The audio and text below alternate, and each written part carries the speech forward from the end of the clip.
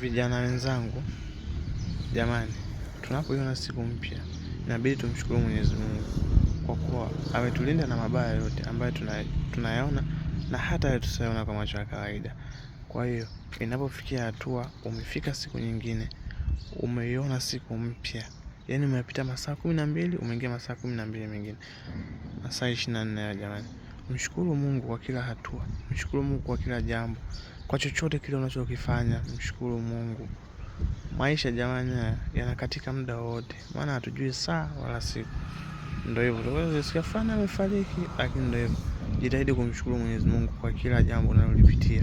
Haijalishi uko kwenye hali ngumu, haijalishi hali yako ya kimaisha ikoje, lakini wewe mshukuru Mwenyezi Mungu. Hata kama imetokea uko kwenye hali ngumu ya kimaisha, hiyo ni mipango tu ya Mwenyezi Mungu. Anakupitisha kwenye majaribu ili aone imani yako. Je, huyu nikimpitisha njia hizi anaweza akastahimili? Ikitokea umestahimili hizo njia, basi Mwenyezi Mungu atakufanyia wepesi. Atakuongoza katika kila jambo lako unalolifanya.